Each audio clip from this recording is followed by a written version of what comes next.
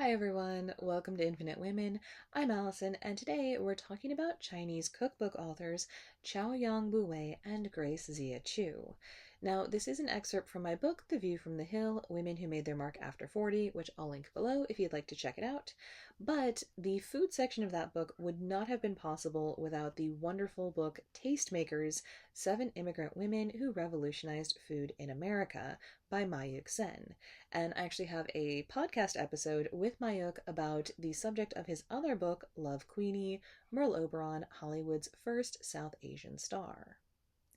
Grace Zia Chu is credited with introducing countless Americans to Chinese cooking and cuisine through her popular books The Pleasures of Chinese Cooking, 1962, and Madame Chu's Chinese Cooking School, 1975.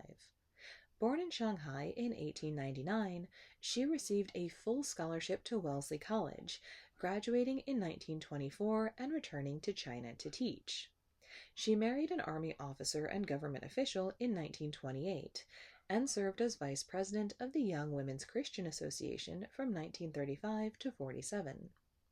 Chu returned to the U.S. in 1941, when her husband was assigned to the Chinese embassy as a military attaché. In her capacity as a political hostess, she became an ambassador for Chinese food.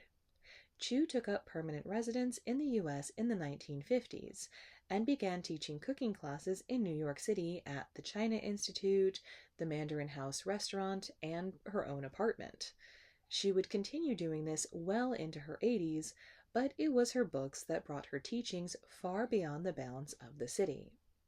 As recounted in the New York Times, in an era when most Americans believed that chop suey was a classic Chinese dish, Mrs. Chu led her students and readers step by step down the complicated byways of Chinese cooking, which she explained differed from region to region and ideally relied on raw ingredients that did not come from a can.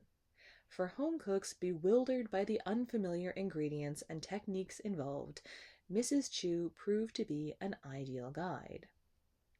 Assuming, correctly, that her readers knew precisely nothing about Chinese cuisine, she wrote clearly and simply, tailoring her recipes to the realities of the American kitchen, even if that meant calling for creamed corn in the recipe for chicken velvet corn soup. It was this understanding of not only her craft, but her audience as well, that made Chu such an effective teacher, whether in person or in writing.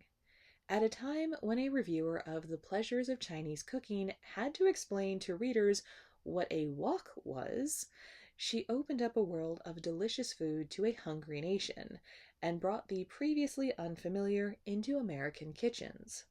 But Chu was not the first to publish a popular and influential Chinese cookbook in the U.S. In 1945, her fellow Chinese immigrant, 55-year-old Chao Buwei, published How to Cook and Eat in Chinese. It introduced both the term and technique now ubiquitous in many American kitchens, stir-fry, where meat and vegetables are cut into small pieces and cooked together with constant motion over heat. A doctor by trade, she'd given up her career when the family moved to the United States in 1921 for her husband to take a job at Harvard. Bored and isolated by the language barrier, she focused on cooking dishes that reminded her of home. More than 2 decades later, at the urging of a friend, she wrote How to Cook and Eat in Chinese, with translation help from her oldest daughter and clunky meddling from her linguist husband, who edited her words such that Chao proclaimed in an author's note that she was ashamed to have written the book. While Chu wrote for her audiences, Chao was steadfast in maintaining the authenticity of her dishes.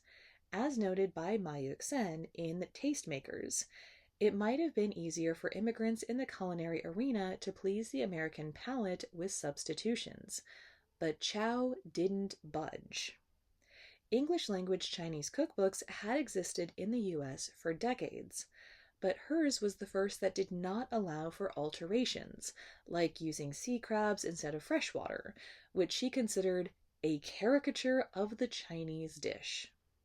As Sen writes, Chao understood that assimilation wasn't the only path forward for immigrant cooks in America, long before such a notion was popular. She may have given America a well-worn phrase, but she knew that some aspects of immigrant experiences defy translation.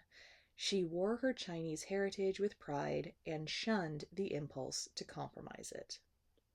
Join us next time on Infinite Women, and remember, well-behaved women rarely make history.